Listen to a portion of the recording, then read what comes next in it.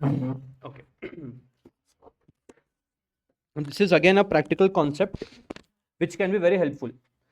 अब बहुत लोग ऐसे बोलते हैं कि यार सर ये बता दो कि कौन से शेयर में पैसा रोकना चाहिए, which company is good for investment. ये डाउट आता है ना आपको. There are two analysis to this.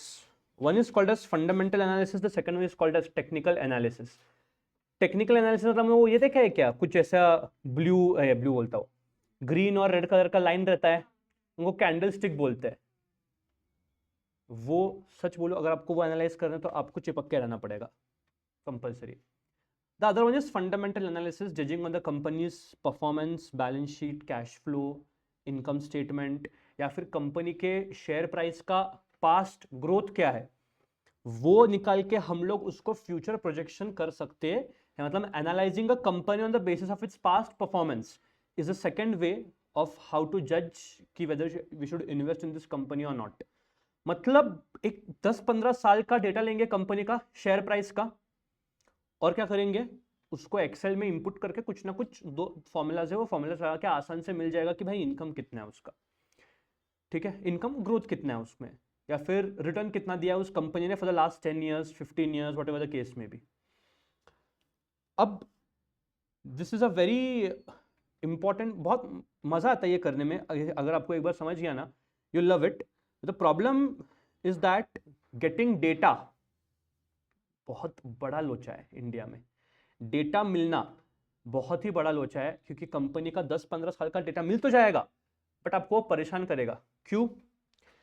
पहले there are two prominent stock exchanges in India, NSC, BSC. NSC third class, ये वेबसाइट जो है वो. बीएससी पहले अच्छा था, बीएससी पहले आपको डेटा निकाल के देता था, कितने भी साल का, 20 साल 25 साल, सिंस इंसेप्शन 1996 में वो कंपनी लॉन्च हुई है, 1996 से लेके आज तक के शेयर प्राइस का इंफॉर्मेशन आपको बीएससी देता था. तो क्या सर अब नहीं देता? देता है, बट क्या होता है मैं आपको दिखाता हूँ. ओके वेट, ये नहीं, मैं आपको directly BSC, if you search BSC, ये इसका ऑफिशियल वेबसाइट है बीएससी का. This is the official website of BSC. Can you see something called as market data products. यहाँ पे आप क्लिक करोगे तो यहाँ पे आपको एक चीज दिखेगा, क्या? Historical data. Let me go to that historical data. वो बोलता है क्या क्या डेटा आपको ऑफर किया गया है यहाँ पे. तो आप यहाँ पे देखोगे EOD end of the day trading data, कि आपको मिल जाएगा. The data is available since which year? 1990. Sir अच्छा है ना? नहीं अच्छा है, बट क्या है मैं आपको दिखाता हूँ. यहाँ पे आपको इक्विटी दिख रहा है. Let me go to that equity. यहाँ पे आपको कुछ दिख रहा है क्या? इक्विटी का मतलब मालूम है सबको, शेयर. हिस्टोरिकल डेटा क्या दिखा है यहाँ पे? इक्विटी. यहाँ पे आपको एक चीज दिख रही क्या? Historical stock prices. Historical stock price मेरे को क्लिक करने दो. Equity, enter security name. आपको कौन से कंपनी में इन्वेस्ट करना है. अब मैंने डेटा निकाल के रखा है, बिकॉज अगर मैं यहाँ पे डेटा निकालते बैठूँ तो 15 मिनट तो डेटा कंपाइल करने में ही जाएगा. So I have taken for my reference, जो सब लोग लेते हैं, रिलायंस इंडस्ट्रीज लिमिटेड. पीरियड बता, कब से कब का डेटा चाहिए. एक चीज मैं तुमको बताता हूं, अगर आपके पास हर दिन का शेयर प्राइस हो ना, एवरी डे, मतलब आज इज 26 दिसंबर, आपको पिछले 1 साल, पिछले 10 साल, हर दिन का अगर आपके पास डेटा अवेलेबल है ना, तो आपका वर्किंग या आपका जो कंक्लूजन है वो बहुत ज्यादा सॉलिड हो जाता है. तो इसलिए आई ऑलवेज प्रिफर कि भाई मुझे डेली डेटा चाहिए. कब से कब का. आज का डेट क्या है? 26 दिसंबर. मुझे 10 साल का डेटा चाहिए, तो 26 दिसंबर 2015, 10 साल, 26 दिसंबर 2015 ना. 26 दिसंबर 2015 टू 26 दिसंबर 2025 मुझे ये पहले बीएससी देता था. पहले देता था बीएससी, क्यों? मैंने पहले भी ये वर्किंग किया है. बट क्या हो गया है, क्या मालूम इसको. Period should not be more than 12 months. मतलब आपको मैक्स 1-1 साल का डेटा मिलेगा. तो सर हमको क्या करना है? कुछ नहीं बेटा, आज ये साल चालू कब हुआ? 2025। हर साल का एक एक एक करना पड़ेगा। मेरे को चाहिए 1 जनवरी 2025 से लेके आज तक का, 2025 से आज तक का। अब इसको सबमिट करूंगा, वो देगा ले, और इसको वो इधर ये भी बोलेगा you can download this in the CSV और एक्सेल फाइल। बट प्रॉब्लम ये है, अब मुझे 10 साल का चाहिए ना, तो मेरे 10 अलग अलग एक्सेल शीट्स ओपन होंगे। तो ऑनलाइन बहुत सारे सॉफ्टवेयर है जिसमें आप सबको कंसोलिडेट कर सकते हो। तो अगर मैं आपको जस्ट दिखाऊं,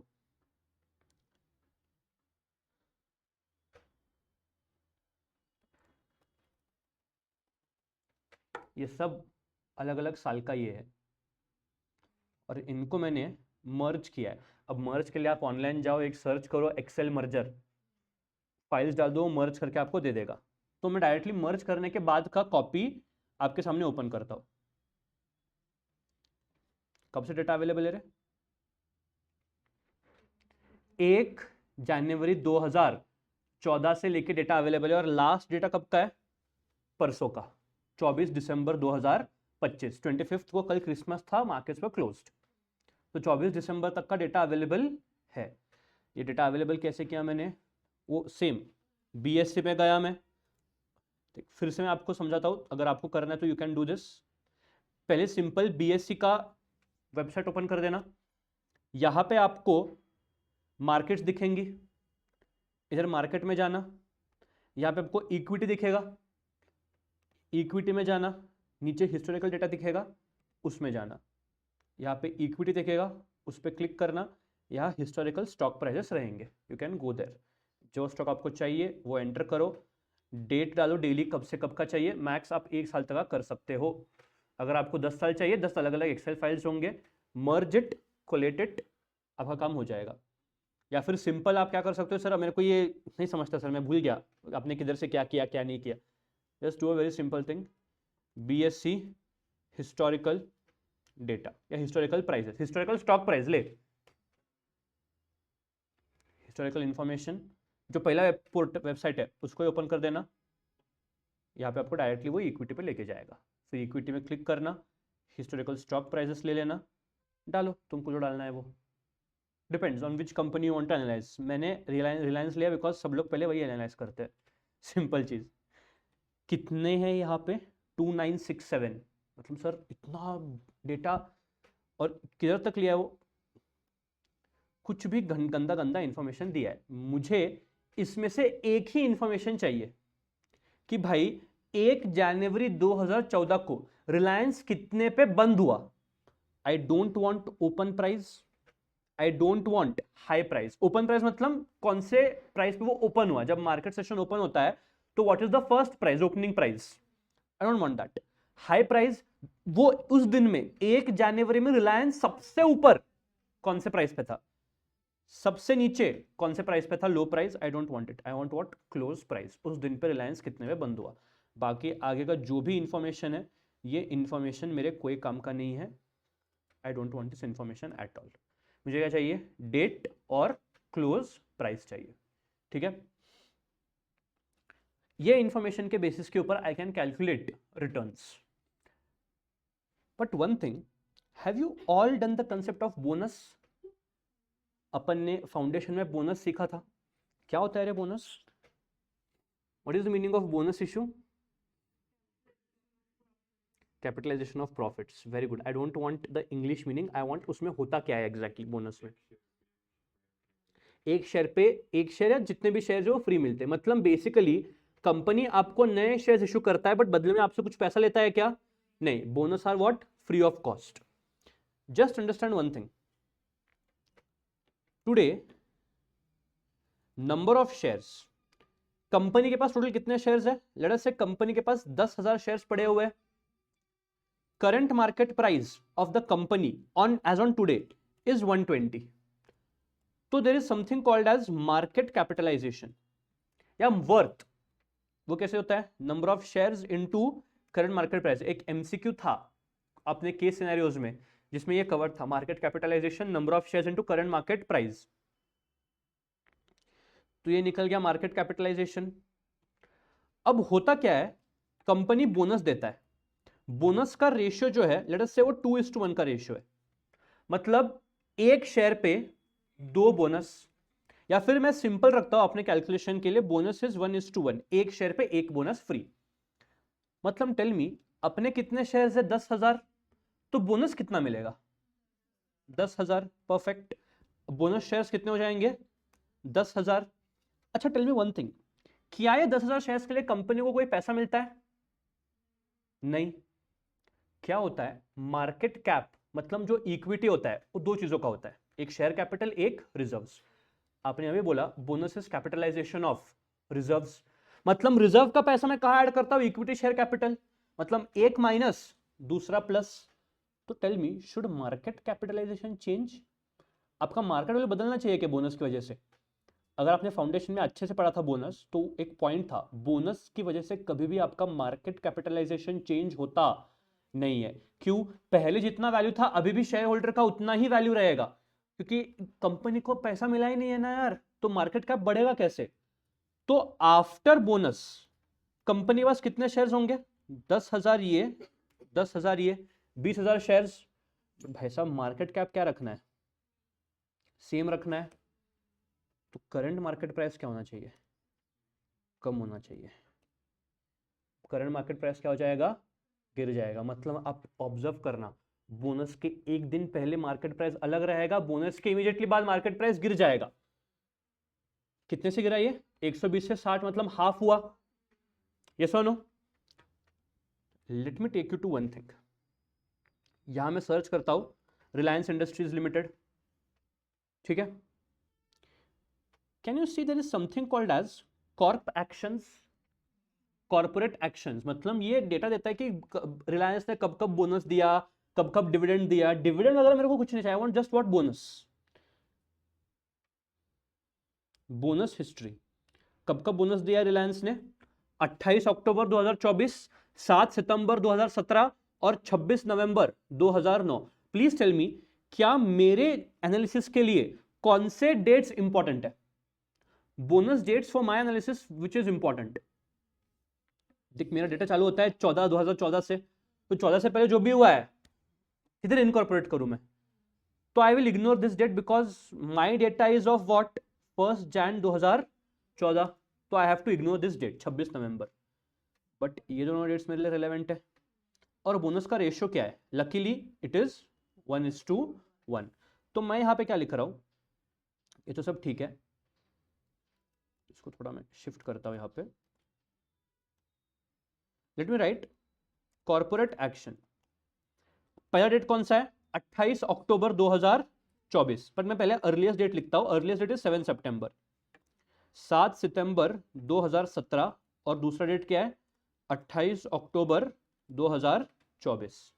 इन दोनों डेट्स पे क्या किया है रिलायंस ने? कितने का बोनस दिया है? 1:1। It has given a bonus of 1:1, and यहां भी कितना बोनस है? 1:1। ये डेट आप ध्यान रखो, कौन सा डेट?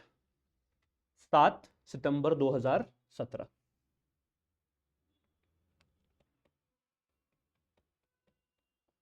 सात सितंबर 2017 आ गया साल यहाँ पे। क्या आप देख सकते हो रिलायंस का प्राइस कितना है? 1400, 1400, 1400, 1300, मतलब अच्छा चल रहा है। डेट क्या है?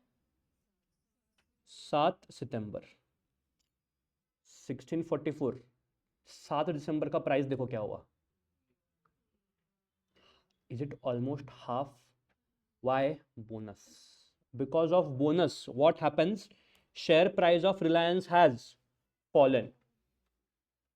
अब अगर मैं यही डेटा एनालाइज करूं ना, तो क्या होगा, मेरा रिटर्न गलत आएगा। क्यों गलत आएगा? मैं बोलूंगा अरे सर इतना ज्यादा शेयर प्राइस गिरा, मतलब कुछ ना कुछ हुआ है इस दिन पे।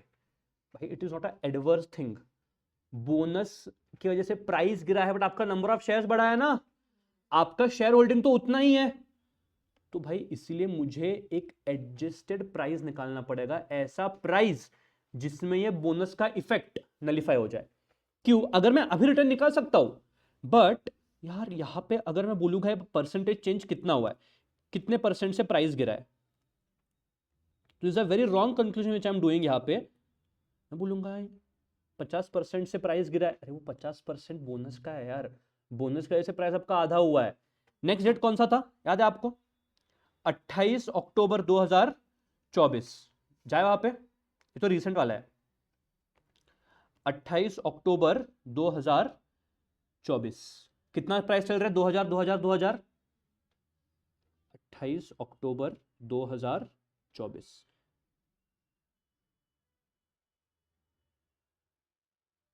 265 का कितना हो गया? आधा हुआ क्या? हुआ आधा।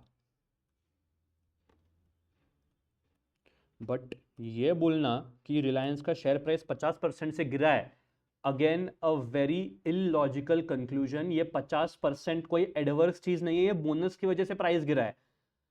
तो समझा क्या? अगर मैं ये डेटा एनालाइज करूं ना, तो I will provide a wrong conclusion of the returns provided by Reliance industries. तो मुझे क्या करना पड़ेगा? प्राइजेस को एडजस्ट करने पड़ेंगे। सर एडजस्टमेंट कैसे करते हैं बताता हूं। प्राइस एडजस्टमेंट मतलब नक्की क्या, ये इंफॉर्मेशन देख लेना। अब मुझे क्या चाहिए देखो, बोनस के पहले प्राइस कितना चल रहा था, बोनस के बाद कितना हो गया? 60, मतलब आधा हो गया। अब दो चॉइस है, क्या? या तो ये प्राइस को एडजस्ट कर, बोनस के बाद वाले प्राइस को एडजस्ट कर, या बोनस के पहले वाले प्राइस को एडजस्ट कर।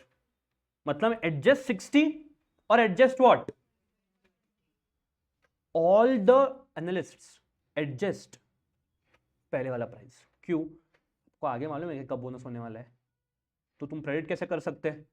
तो इसलिए ऑलवेज एडजस्ट विच प्राइसेस? बोनस के पहले वाले प्राइसेस। टेल मी, एडजस्ट मतलब क्या? मुझे अगर ये दो प्राइस को कंपेयर करना है, मुझे दोनों प्राइसेस का रेंज क्या चाहिए? इक्वल चाहिए। टेल मी, मेरे पास दो ऑप्शन है, या तो 60 को 120 कर, या तो 120 को 60 कर, या तो 60 को इंटू 2 कर, या 120 को डिवाइड बाय 2 कर। मैं क्या करता हूं, मुझे चेंज करना है बोनस के पहले वाले प्राइसेस, तो मैं 120 को क्या करता हूं? 60 करता हूं। तो what I will do is, observe this date, 28 October 2024। इसके बाद वाले प्राइसेस में बोनस का इंपैक्ट आ चुका है। 28 अक्टूबर के बाद वाले प्राइसेस में बोनस का इंपैक्ट आ चुका है। 28 अक्टूबर के पहले वाले प्राइसेस में बोनस का इंपैक्ट नहीं आया है, करना पड़ेगा। सेम 7 सितंबर 2017 के बाद वाले प्राइस में बोनस का इंपैक्ट आ चुका है, उसके पहले वाले प्राइस में बोनस का इंपैक्ट नहीं आया है। टेल मी, मेरा स्टार्टिंग डेट क्या है? 1 जनवरी 2014। पहला बोनस कब दिया है? और उसके पहले वाले दिन, बिकॉज उस दिन एडजस्ट हो चुका है। 7 सितंबर को प्राइस हैव एडजस्टेड, ये डेट पे अभी एडजस्टमेंट हुआ नहीं है। तो मैंने क्या बोला, मैं बोनस के पहले वाले प्राइस को एडजस्ट करूंगा। तो टेल मी, ये जो प्राइस है ये मुझे डिवाइड बाय 2 करना चाहिए या डिवाइड बाय 4 करना चाहिए? क्या बोला मैंने? बोनस का रेशियो क्या है? 1:1, मतलब 1 शेयर फॉर 1 शेयर, मतलब जिसके पास एक शेयर था उसके पास बोनस का 2 शेयर आएंगे। तो ये जो डेट है कौन सा, 1 जनवरी से लेके 6 सितंबर तक, मुझे अगर ये प्राइस एडजस्ट करना है तो should I divide it bye 2 और should I divide it by 4? छोड़ो, दूसरा क्वेश्चन पूछता हूं, ignore this example. 7 September next day, 7 September 2014, sorry 17, और अगला बोनस का डेट कब है? 28 अक्टूबर, late me take 27 October 2024। Tell me, 27 अक्टूबर या 28 अक्टूबर के बाद प्राइसेस में बोनस का इंपैक्ट आ चुका है, पहले बोनस का इंपैक्ट नहीं आया है। टेल मी, अगर मुझे ये पीरियड के लिए बोनस का इंपैक्ट लाना है, मतलब मुझे प्राइस को एडजस्ट करना है, तो जितना मैंने बोनस दिया है उतने से डिवाइड करूंगा। मतलब एक शेयर पे 2 शेयर मिले, मतलब 1 का 2 हुआ है, मतलब मुझे प्राइस को डिवाइड बाय 2 करना पड़ेगा। लेकिन यहाँ पे भी वही किया ना मैंने, ये 120 को डिवाइड बाय 2 करके मैंने बोला कि 60 है।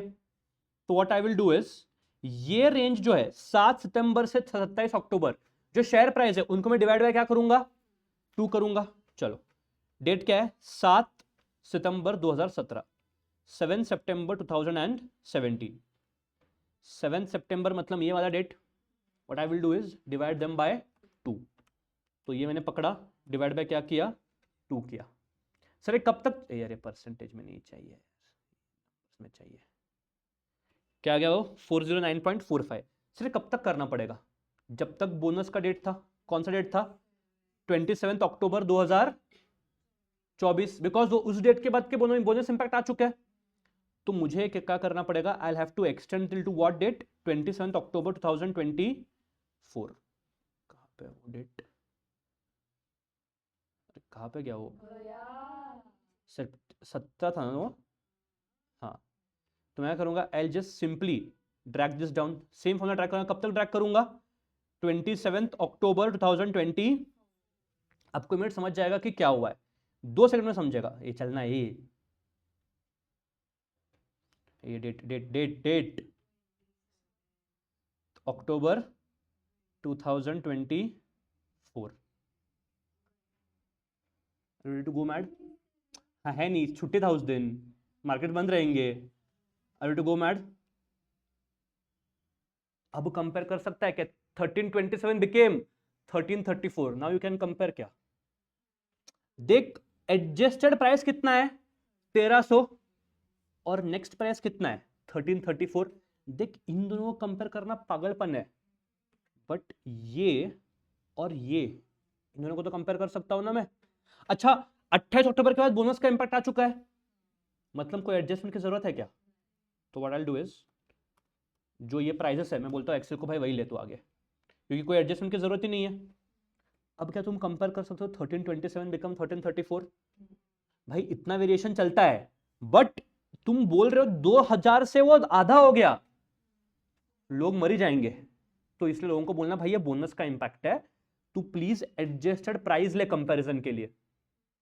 समझा? दूसरा चीज, ये तो हो गया लेटेस्ट बोनस का। क्या इससे पहले भी एक बोनस हो चुका है? कब हुआ है?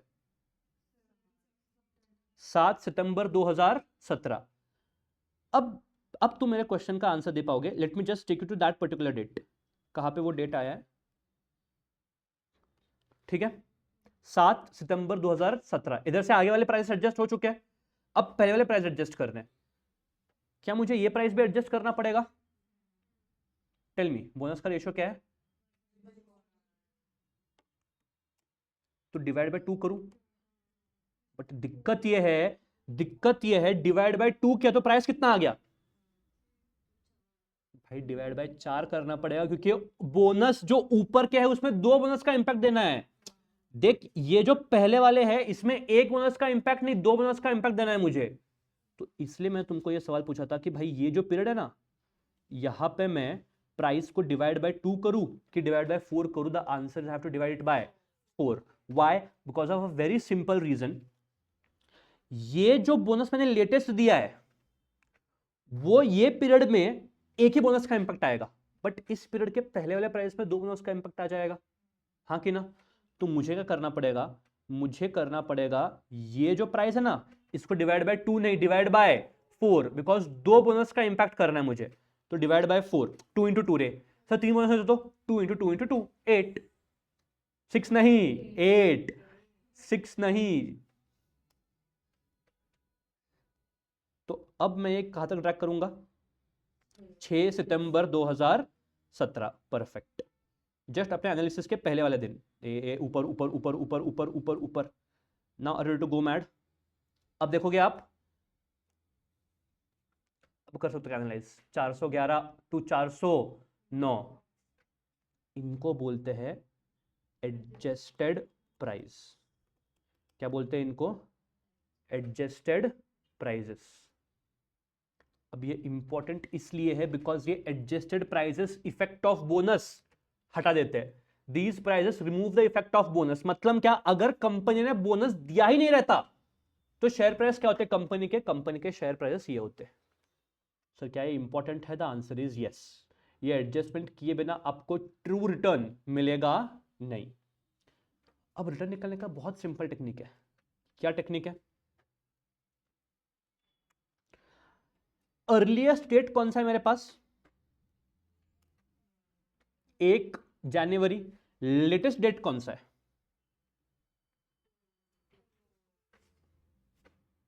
मुझे 2 डेट्स ही चाहिए। I want only these 2 dates. But मुझे ये डेट अगर चाहिए तो इसमें मुझे एडजस्टेड प्राइस चाहिए। अगर एडजस्टेड प्राइस चाहिए मतलब मुझे सारा हिस्टोरिकल इंफॉर्मेशन चाहिए रहेगा। अब टेल मी, अगर किसी बंदे ने 1 जनवरी को रिलायंस में पैसा रोका रहता, उसने कितना प्राइस पे किया रहेगा? 888 नहीं, एडजस्टेड प्राइस कितना?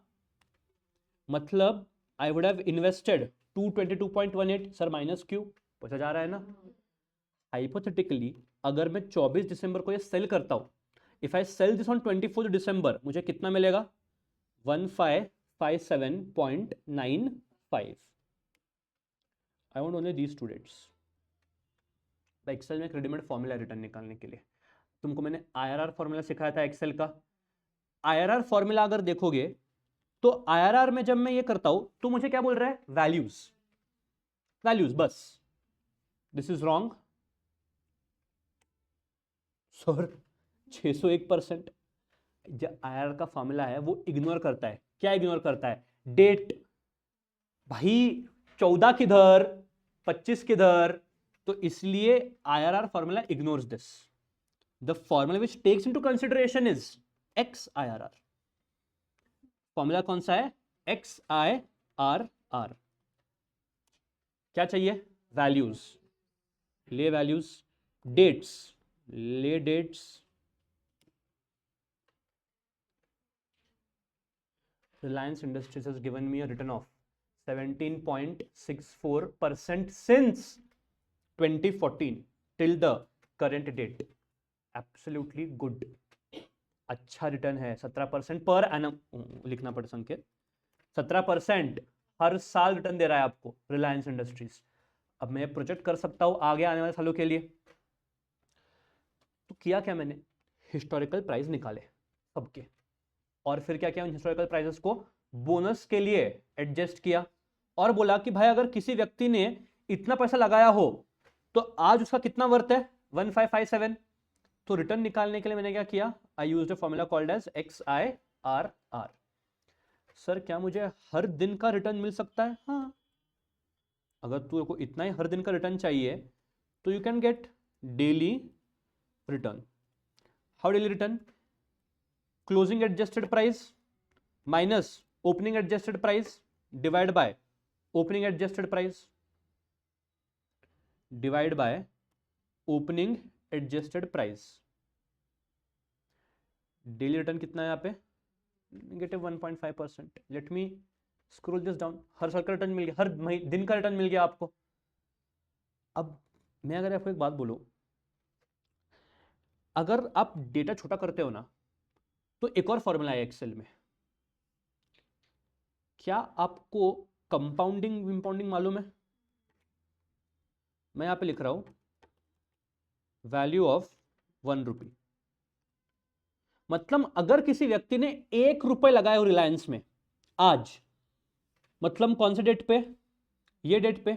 अगर उस व्यक्ति ने 1 रुपए लगाया हो तो भाई अगले दिन पे वो 1 रुपए की वैल्यू क्या होगी? 1.5% से गिर जाएगी। अगले दिन वो 1 रुपए की वैल्यू 1.5% से गिर जाएगी। तो मैं क्या कर रहा हूं यहां पे? मैं बोलता हूं देख भाई 1 रुपए का वैल्यू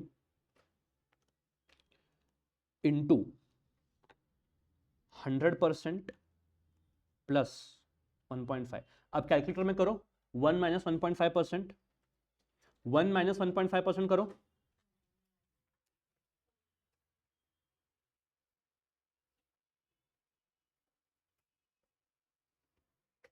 हर दिन, हर दिन इतना वैल्यू आपका रहेगा। नाउ अब अगर मैं बोलना चाहूं तो एक्सेल में एक और फॉर्मूला है। ज्योमेट्रिक मीन पढ़ा है अपन ने बचपन में। Geometric mean is used to analyze this only. But problem ये है मेरा डेटा का जो काउंट है वो 2000 से ऊपर है। अगर आपको थोड़ा भी ज्योमेट्रिक मीन आता है तो it is what? 1 raise to ये, 1 रेज टू ये, उसका under root number of observations. 2000 कितने तो ऑब्जर्वेशंस है। तो जियो मीन का डेटा जो है, जियो मीन, अगर मैं इन सब का जियो मीन निकालू तो geo mean will fail me. It will fail me because वो बोलता है भाई डेटा बहुत बड़ा है। बट अगर मैं सोचना चाहूं, इफ आई स्टॉप एट, या if I take a particular year close to this, नहीं वो फेल होगा। Geo mean when the data is too big, geomean fails you, तो इसलिए सेफ साइड क्या है रिटर्न निकालने के लिए, आप ये एक्स IRR पकड़ो, मतलब अगर किसी व्यक्ति ने जब से आपने डेटा लिया है तब से अगर किसी व्यक्ति ने लगाया रहा पैसा और एंड डेट पे इतना इतना प्राइस है, तो उसको कितना रिटर्न मिलेगा, 17.64% हर साल का उसको रिटर्न मिलेगा। ऑब्वियसली सम कॉन्सेप्ट्स में have gone over the head, but over the period of time ये आपको करना ही पड़ेगा। आज नहीं समझा, कल एक बार वीडियो देखना, परसों देखना, obviously after your studies, because this is important, because पढ़े तो होते रहेंगे, but this practical thing is important, because आगे जाके आपको ये करना है, आपके लिए ही है। फिर आपको समझिए किसमें पैसा लगाना है, फिर आपके रिलेटिव्स आपको पूछेंगे सीए बनने के बाद, भाई बताना कौन सा लूँ, उसने तो बोले ना मला काय माहित नाही, तो तुम्हारे ऊपर हंसेगा, फिर फायदा क्या तेरा सीए करने का। स्टैंडर्ड डेविएशन पढ़ा था क्या बचपन में? क्या था स्टैंडर्ड डेविएशन? मीनिंग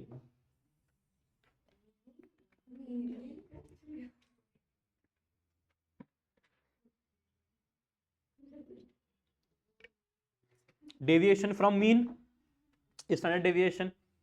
सुनो, डेली रिटर्न्स है, हाँ कि ना भाई, ये तो हिस्टोरिकल इंफॉर्मेशन है।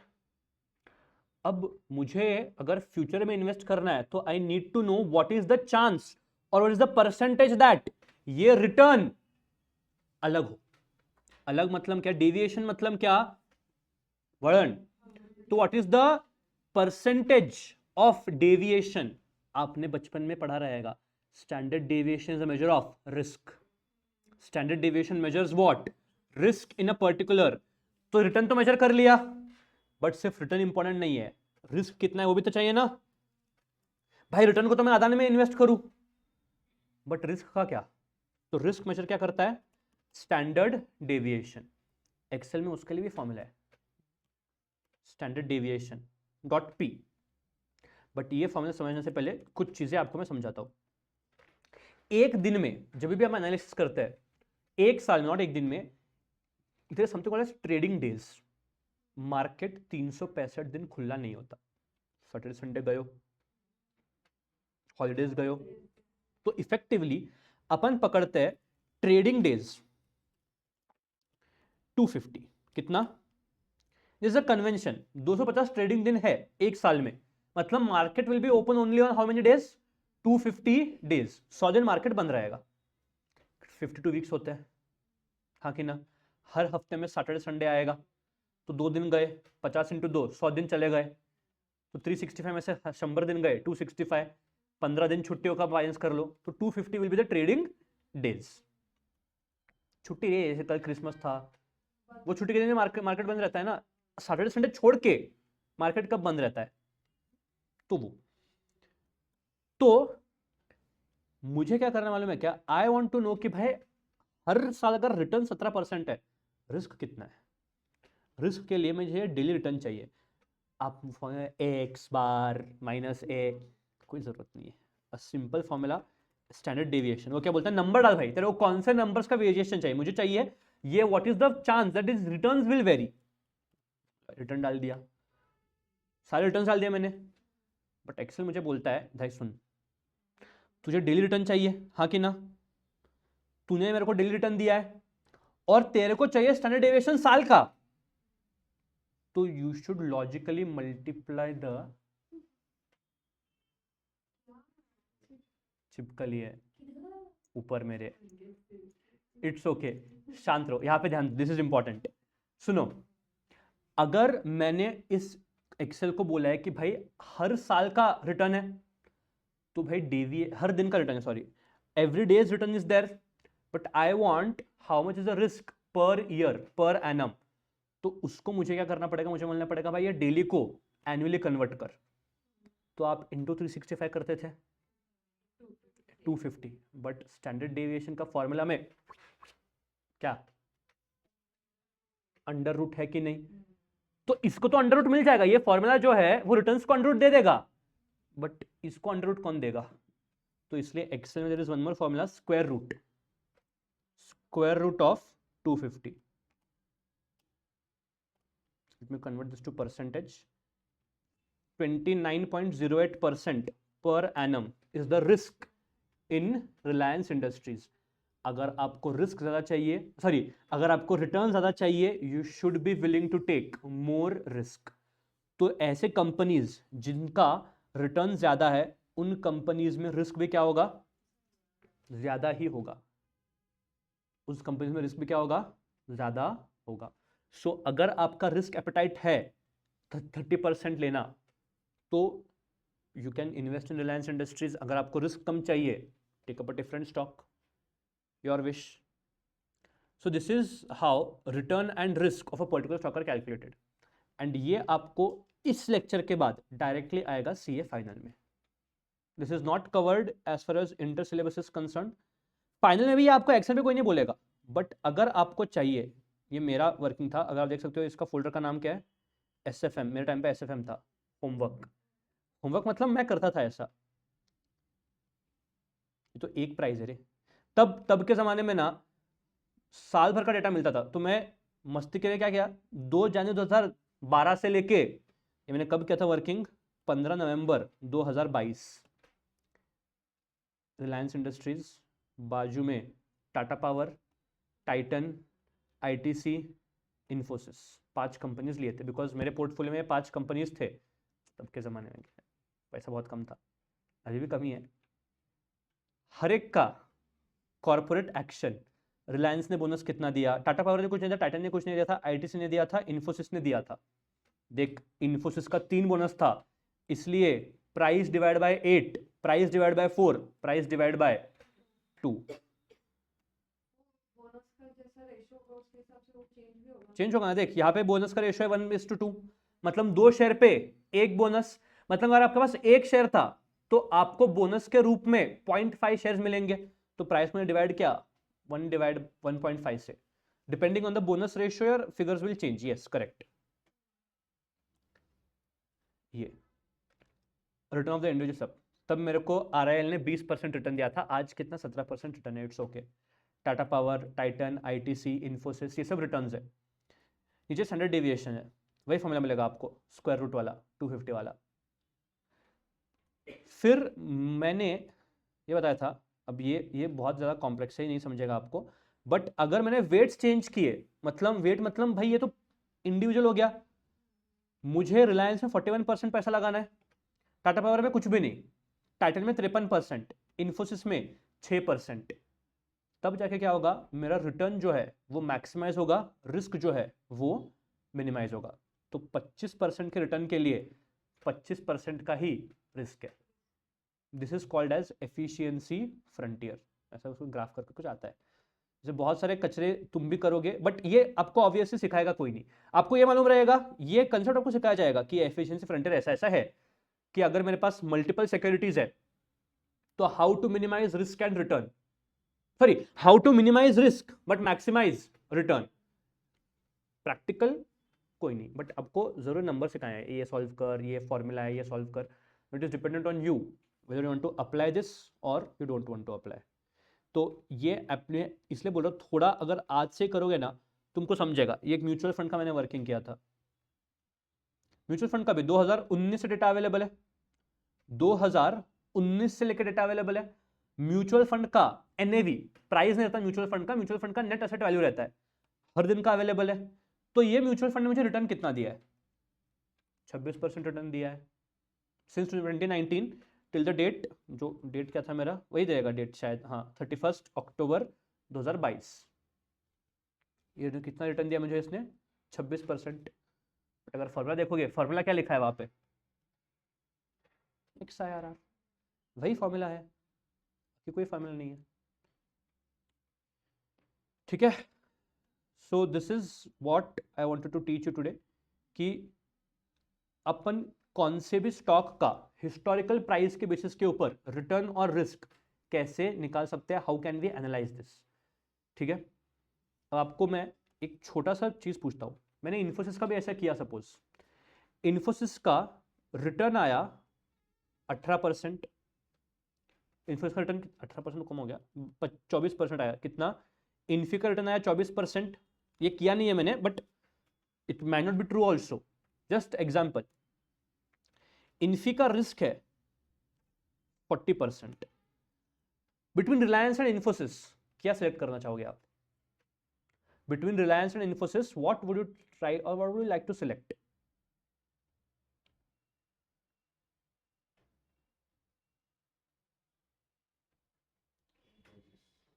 का रिटर्न जास्त आहे. ओके, पण रिस्क बघ ना. आपने आपके बचपन में एक और चीज सीखा था, कोएफिशिएंट ऑफ वेरिएंस. उसका फॉर्मूला याद है आपको? बोलो. एसडी मतलब रिस्क, स्टैंडर्ड डेविएशन मतलब रिस्क, डिवाइड बाय मीन मतलब रिटर्न. मतलब इट बेसिकली मेजर्स कि भाई साहब 1% रिटर्न के लिए आप रिस्क कितना ले रहे हो. क्या मेजर करता है ये?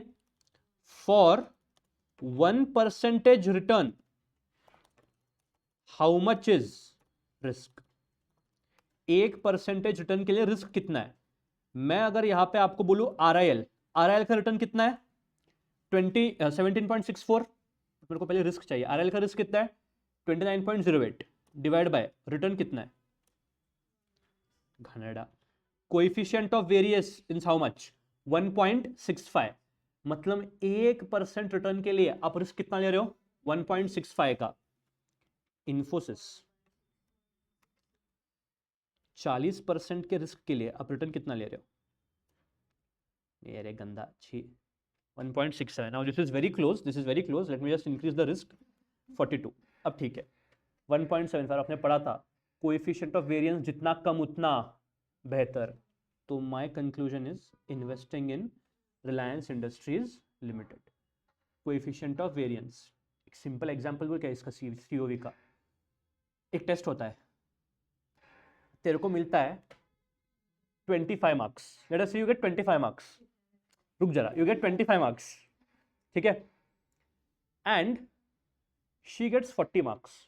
तेरे को 25 मिला, उसको 40 मिला. अब दिक्कत ये है, तेरे को 30 में से 25 मिला है और उसको 100 में से 40 मिला है. So if you just compare the return, your information और योर कंक्लूजन में बी रॉन्ग. अब मैंने सिर्फ 25 और 40 बोला तो तुमने क्या माना? ये होशियार, ये ढ. उल्टा, ये ढ, ये होशियार. But when I divide it with the actual number of marks, तब I get a true picture. It is the concept of coefficient of variance. ठीक है, चलो, thank you so much. Will start with ratio analysis on Monday. अच्छा chapter है. आपने sudoku खेला है क्या कभी? खेलना चालू करो, दिमाग शार्प होगा उससे और रेशियो एनालिसिस में बहुत मदद आएगा.